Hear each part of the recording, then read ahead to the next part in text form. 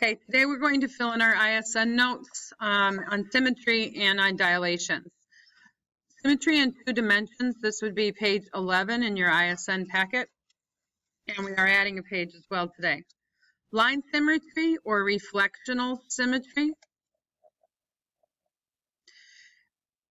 What that is a figure has line symmetry if the figure can be mapped onto itself by a reflection line called the line of symmetry.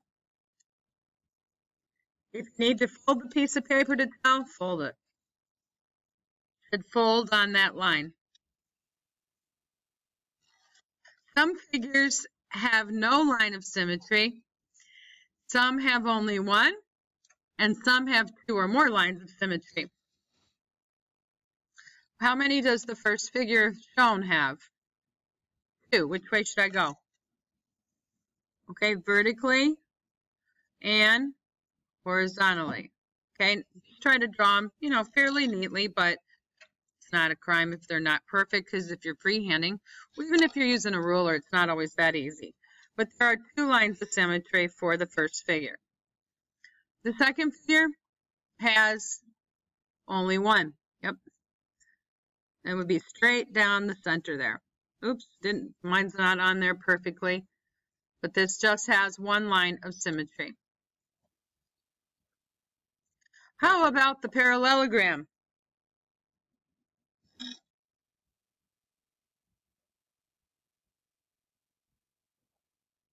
None. Right. No lines of symmetry. None. Now, let me explain. Remember how there was a page and we were talked about, if you go like this, now don't draw that because it's not one. If you fold this over, this point right here is coming that way, okay? It's not going to land on that. Doesn't work. So I'm getting rid of it because, oopsie, there are no lines of symmetry for this figure. There is a line that cuts it in half, but you'd have to turn the pieces to make them land on each other, okay? You couldn't just fold on the line, all right? So this has no lines of symmetry. That's probably the one that we make the mistake on the most. All right, next we've got now we're gonna, I believe on your paper, it appears to be a very regular shape. Am I correct? That you could cut in a lot of ways. So we're going to talk about it as if it's a regular hexagon. You can cut it this way. Actually, you can cut through all the corners, right? Okay, corner to corner. I do feel that this one is slightly stretched, so I really didn't think it had this many. But we want you to know that if it's a regular polygon, and it looks really, really close to being a regular polygon, that it has as many lines of symmetry as it does sides. Now, I didn't draw those perfectly. They all converge at the same point in the center. But this thing has 6 sides, and it has 6 lines of symmetry. Okay, it looks like more when you draw them just because they all cross each other. How many for the last figure? 1. Yeah, just 1. And it goes right through here. Only 1. All right, that's line symmetry or reflectional symmetry. Next, we talked about rotational symmetry, and there is a figure here on your paper that they're talking about when it says the figure below that has rotational symmetry. The figure below has rotational symmetry because it maps onto itself before it is completely turned around a point. A complete turn would be 360 degrees. That diagram will land on itself before 360 degrees. And I don't like that they're showing it going clockwise. We decided that all of our rotations would be counterclockwise. Okay, so this is what we're looking at, counterclockwise rotations. All right, now, how many arrows did I make as I went around the figure? Because each time you turn it 5 different turns, it would map onto itself. Okay, so back to these words. I don't have I should have put the picture down here in my smart. Anyway, a figure in a plane has rotational symmetry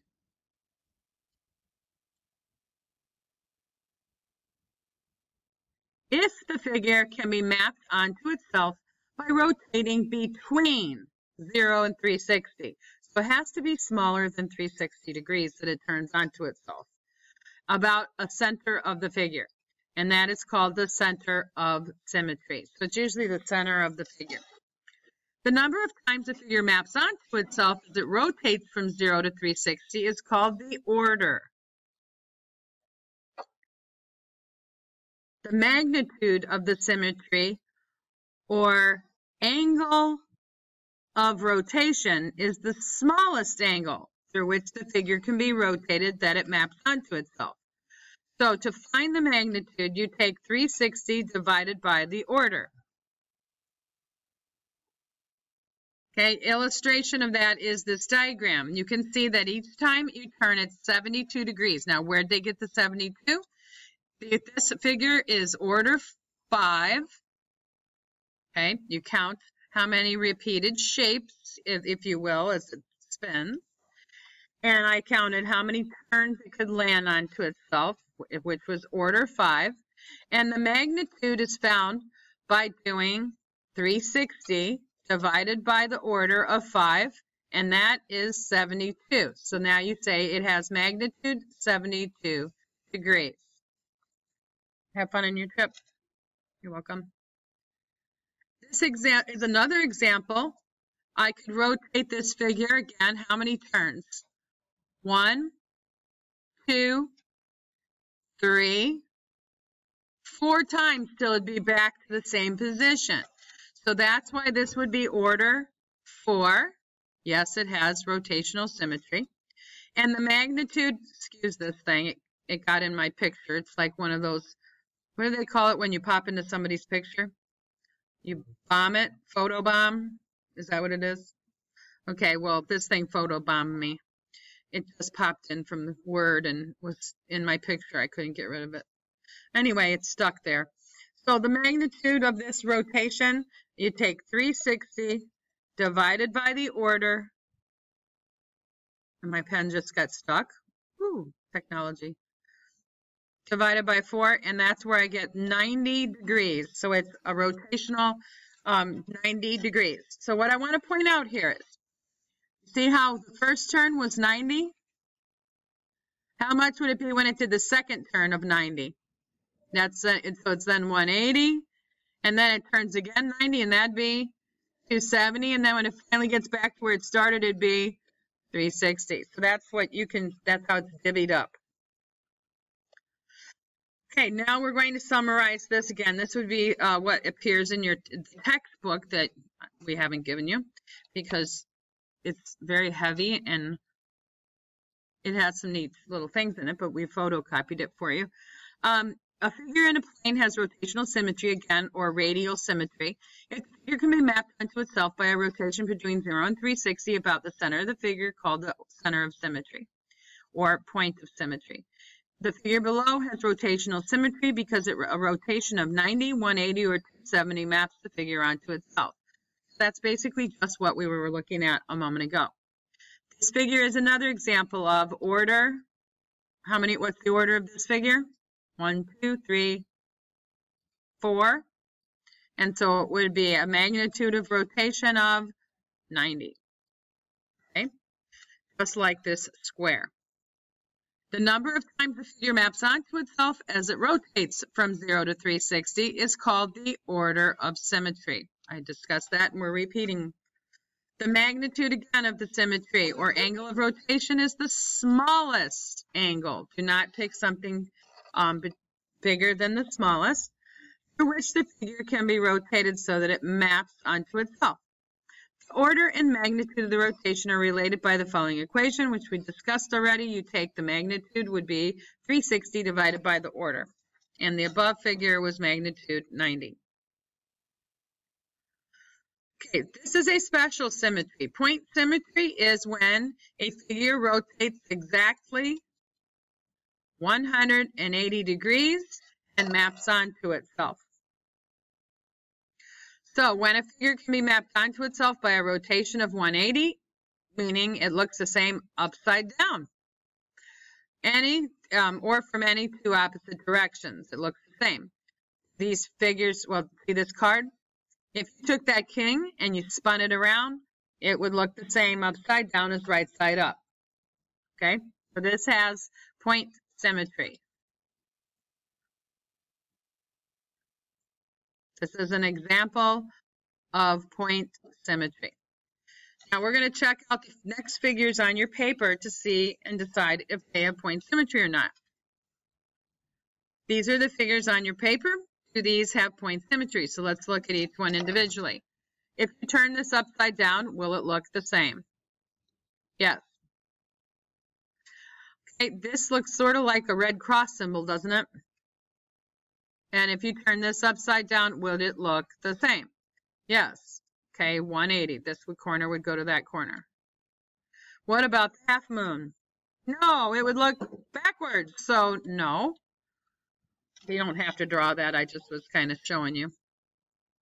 And then this thing, if you spin that little flag, it's going to look the same upside down and right side up. How about the arrow? Nah. And the triangle? Well, certainly not. It's just going to be pointing upside down.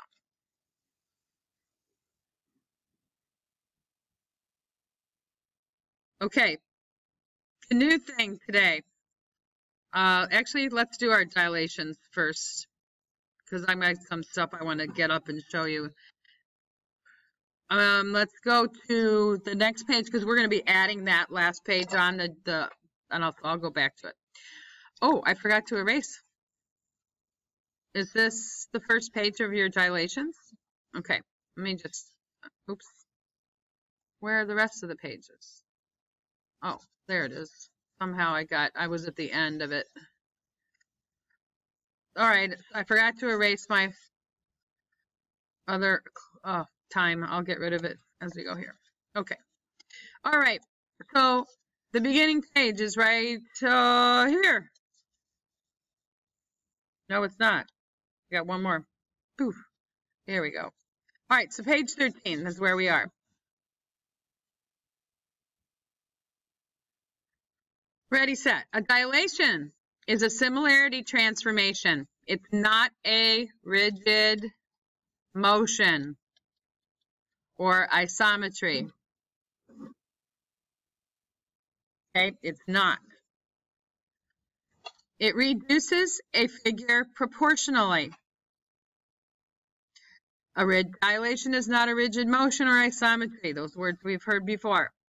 A dilation produces an image that is the same shape as the original, but not the same size. Dilations are completed with respect to a center point and a scale factor. A dilation is similar to the original figure. Most dilations are centered around the origin. That's when you are in the coordinate plane. You know what the coordinate plane is, right? That's when you have the XY plane. Y goes that way, X goes that way. Okay, so when you're in here, the origin is right there. That's 0, 0. So things flow away, out or in towards the origin. Anybody still need this? Okay. Scale factor. It determines how much larger or smaller the dilated image is than the original figure, which is the pre-image. If the scale factor is greater than 1, then the figure becomes enlarged or larger. Okay. If the scale factor is between 0 and 1, the figure becomes reduced or smaller.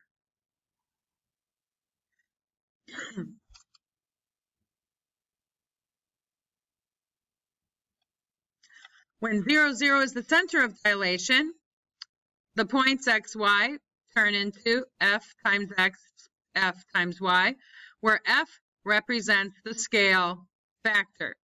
All that's saying is multiply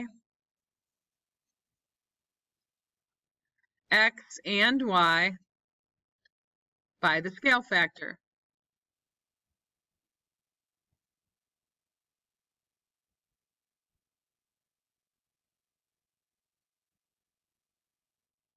Okay. Should I wait a little bit?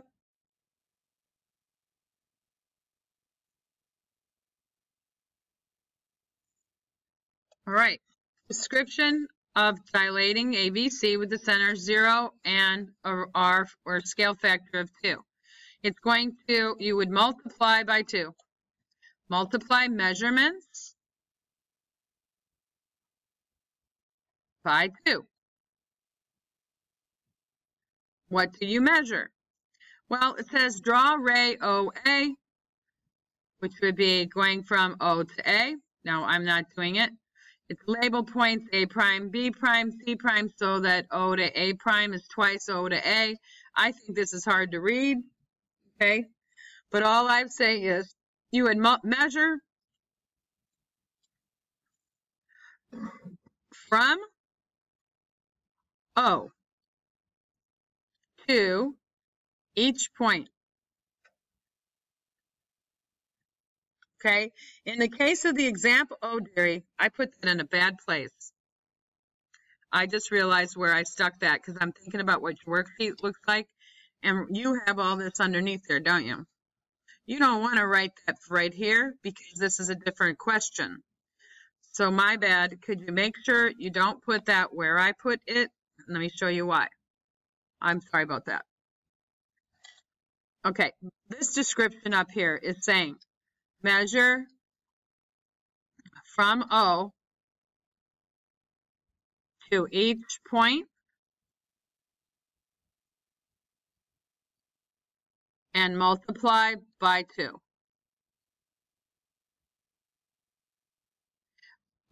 Then you make a mark at that measurement. Make mark at that measurement. That new measure. Okay, so what I'm saying is taking and you're measuring from O to A, then you multiply that by 2 and you mark it off on the ruler. That's what I'm saying. And I'm going to show you how to do it here. So that was a description of it. What are we going to do on the next one? The one that you actually have to do? Do you need me to wait a second? Okay. I was just trying to describe it in our words, what was going on in that picture. Okay.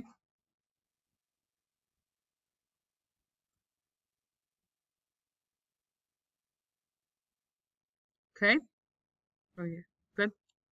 Okay, example. Dilate CRT about S. Okay, now we're going to put our ruler on S at 0. Okay, not O. Maybe I should write the word because I don't want you to confuse it with the last question. 0. Okay, I am going to turn on my document camera and physically show you what I did to do this dilation while you do it. So get the ruler out. You're going to measure right now from, put ruler on S0 here and measure to R. So you want to find out what that length is. Okay.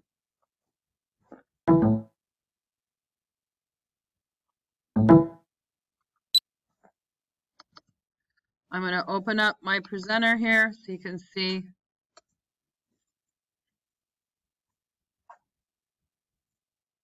Come on. What I'm doing on my paper, if I have a ruler on my desk, be helpful. No, I already did it. I'm just going to describe to you what I did and how I got what I got. Okay, so I'm holding the ruler. I'm going to find 0 on the centimeter side, which is here, the littlest marks. Bless you. I did is I put O on S and I measured to R. I got 4.2. How you feeling about that? Okay. So then I took 1/2 times 4.2 and I got 2.1. So I went on the mark ruler and I made a mark right at 2.1. Okay, and then I labeled it R prime. Can everybody tell what I did? I put 0 on my ruler. I have it upside down so I can measure on that side. I measured to R and got 4.2. I then divided that by 2 or multiplied by 1/2, which is the same as dividing by 2. And 1/2 of 4.2 was 2.1. I made a mark at 2.1. You have to hold your ruler still. Okay, now I'm going to turn it, keeping 0 on S until I can measure from S to C. I got 6. You guys getting 6 centimeters? Okay, if you're not, I need to come show you how to measure. Okay, so let me know and I'll be happy to come over after I'm done here and show you how. All right, 6 centimeters, we need to take half of that, which will be 3. So I put a mark at 3 for C, and I labeled it C prime. Okay, right there. Then I turned my ruler, and I measured to point P, and I got 3.4. I took half of 3.4. I kind of liked it to be 3.4, even if it was closer to 3.5. Well, I took half and got 1.7, so I made a mark at 1.7.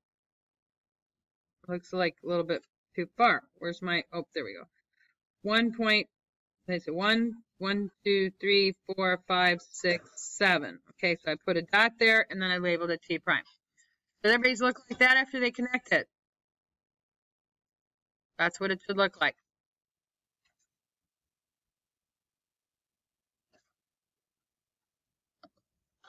Okay, back to the brighter screen. Oh. Well, gosh darn it, I already have this one showing. I'm going to delete it so you can see how I got all that. I used my segment tool, so it wasn't just marker that I could erase. I have to, alrighty, let's hit it. First, we went to we're dilating in the coordinate plane now.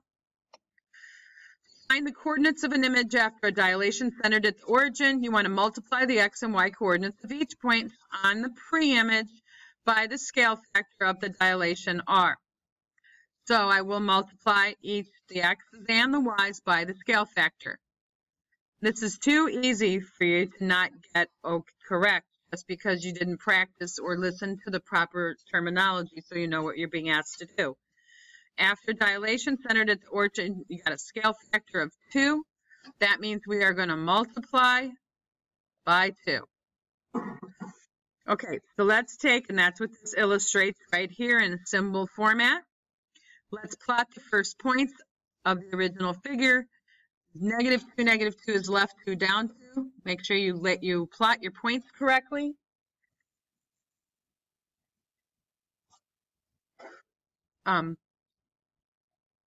Okay, B is at 1, -1. Plot that. Oh, that's not B prime. I don't know why I put a prime on it. It's just B. Okay, and C is at 0, 2. Now, we often plot that incorrectly. The first number tells you right or left. The second is up or down. So that would be on the y-axis. Okay, so then I will connect them to make the figure. You guys have your straight edge. Make a nice little triangle. Now, multiply all of the points, all of the values by 2. So A prime is going to go to -4, -4. B prime is going to go to 2, -2. And C prime will go to 0, 4.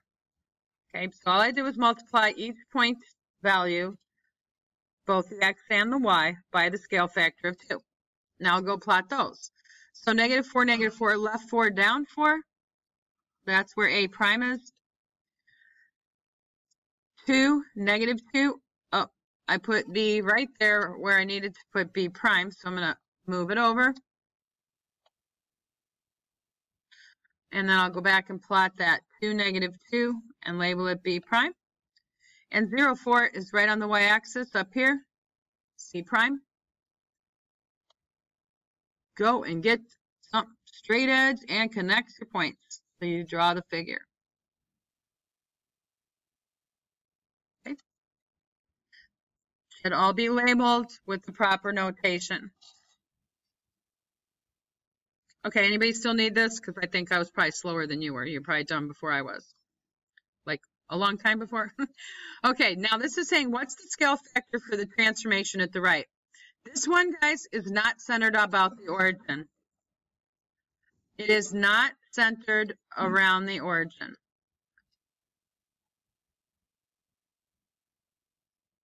Okay, so don't assume it. When it's not centered about the origin, and even if it were, you can compare side lengths. So if that's a convenient way to get the scale factor, you want to compare sides. Okay, and when you compare the sides, you need to compare the new side to the old. And that'll give you the scale factor. Okay, now what do I mean by new to old? Well, if I say compare new to old, that would be the same as saying compare the image to the pre-image. Well, which one's that?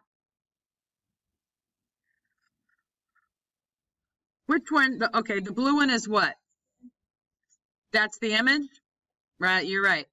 The one with the prime notation is the image of the original. So this happens to be, since the image is smaller than the pre-image, then it's going to be an enlargement or a reduction. What is it going to be? Okay, so, yep, that is going to be a reduction. All right, that means our answer should be between 0 and 1. It should be a fraction, probably. Okay, so how am I going to compare? Well, I'm going to look at the pre-image, and I'm going to count how big FG is. So I'm going to compare FG, and I'm going to compare that to its new size on the blue one, which would be F prime to G prime. Now, why do I have the new one, the F prime to G prime on top? Because it's the new one. You want to know what happened to get there. So what did you do to the big one to get to the little one? What you did was, now let's compare. The F to G is how long? Yep, that's a 2. Okay, and from FG, F prime to G prime was 2. F to G is actually 4. So the scale factor is comparing 2 to 4. You need to reduce that. 2 to 4 is 1/2. So that would be our scale factor for that transformation. Now, what if you didn't choose those sides? Could you have chosen, say, GH and G prime, H prime? Well, you would need to have done G prime to H prime over G to H. That would have given you 1, 2, 3, 3 for G prime to H prime. And on the other side, 1, 2, 3, 4, 5, 6. See what I'm doing? I'm just counting the length of the comparable sides. I get 3 over 6. What does that reduce to? Also reduces to 1/2. So both of these give us 1/2, which is our scale factor. All right? That's how you tell. All right, so remember. Now, did I need to stay there for a second? Okay. Remember that a dilation is only a similarity transformation. It is not an isometry or rigid motion transformation. The scale factor, I'm summarizing here, determines how much larger or smaller or a dilated image is. If the scale factor is greater than 1, sorry for the little blank, but I think we were going to use symbols, but I don't think that works so great. Scale factor, they're like saying R greater than 1. That's what they're thinking we put there, but I put words. If R is greater than 1, the figure becomes enlarged. If the scale factor is less, or actually, I shouldn't say less than 1. I should say between 0 and 1. Between 0 and 1, then the figure becomes reduced. And if you wanted symbols for that, it would be 0 is less than R, which is less than 1. That's actually saying R is between 0 and 1.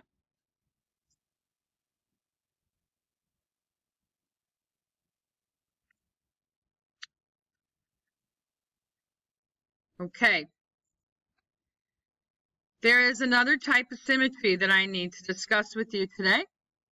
So we're going back onto that paper that you grabbed that says on it, Geo, plane and axis symmetry. And you can just tag this on to your ISN. Which it'll be, what page will that be then? 15? We'll let it be page 15. Okay, so what I made for you today was something that we hadn't talked about that I think you're going to find kind of cool and you'll be able to understand pretty quickly. Symmetry in a three-dimensional figure. We like to think that our bodies are symmetrical. Our skeletal structure is actually very symmetrical in our muscular structure, but not necessarily our organs.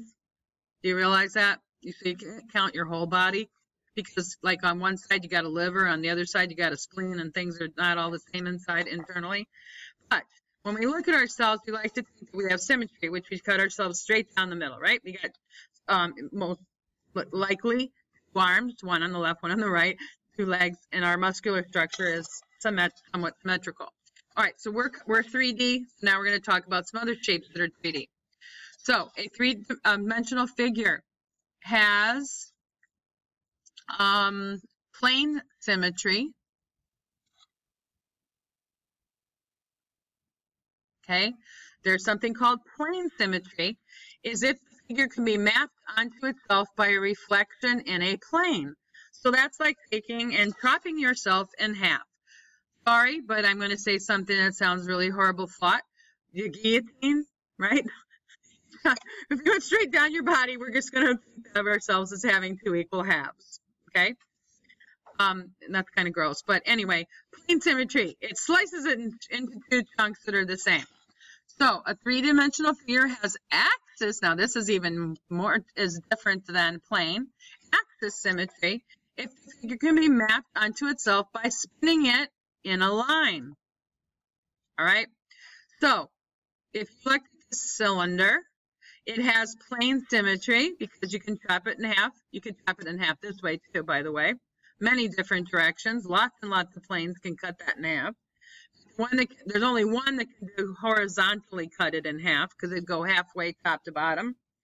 And then it has an axis symmetry because you could just think of a roll of paper towels. They spin on the dowel, right, that goes through the middle of the paper towel, or toilet paper. Okay, those have axis symmetry because you can spin them around. So this cylinder would have plane symmetry and axis symmetry, both. Okay, letter N is a block letter, has plane symmetry. So say this was a chunk of wood that was in a form of an N. You could split it in half by cutting it horizontally through the top down. Okay, so those are pictures of it. And now I have a little model for you that I kind of made. I took, oh, I got to put my camera back on. Hold on. I'm going to turn my camera on, and then I'll stand up and show you guys this too if I can. Trying to get this open. Come on.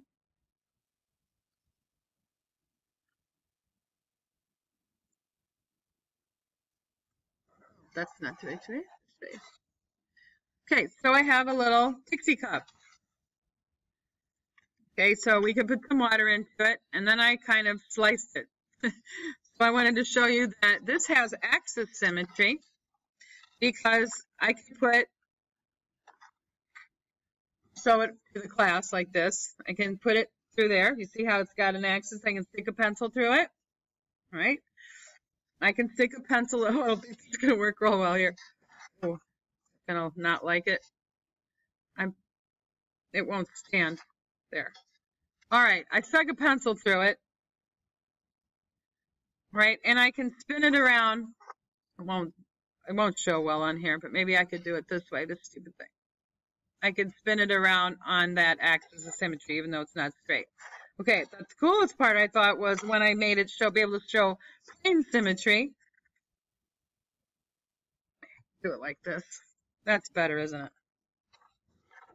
I could do the axis. Okay, I didn't get that exactly straight in the center, but that's axis symmetry.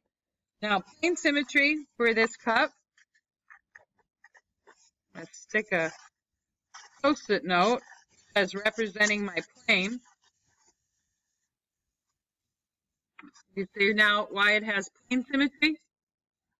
Okay, I can stick this piece of paper through it and cut that cup in half. Okay, I'll hold it up for you to see how I just put that through. Now you could go in a lot of different directions, all right, but the plane flat surface will cut that cup in half. All right, that's what I can do with my little model. All right, so we're going to just look at these diagrams and we're going to decide if they have axis symmetry or plane symmetry or both. Okay, so very quickly, would you be able to spin this hexagonal prism? Sure, you could spin it so it definitely has axis. All right, can you cut it and chop it with a plane? Sure, and plane. I just wrote both. All right, I will, both. All right. All right, how about the sphere? All right, both. How about this thing? Only? Yeah, even think about a mitt, you know, that you do to get your stuff out of the oven, hand mitt, that would have one. Okay, so this has plane. You can cut it with a plane going sideways down the middle. All right, this thing, you could cut it, you know what I'm saying, going like that. This one would have plane, but not, wait, could you spin it? No, wait. Oh, what if you stuck it this way? Then it could spin, right? So this actually has both. And then it had a wastebasket. Can you go up through the middle with a stick? Yep, because it would take 180 degrees to get it to go back onto itself. But this one has, oh, and you could cut it like that with a plane. So this would be both. And what about this thing? Both? Oh, awesome. You guys are good. You could cut it like that, and you could cut it down the middle. This has both. Thank you. Timer time out. I know.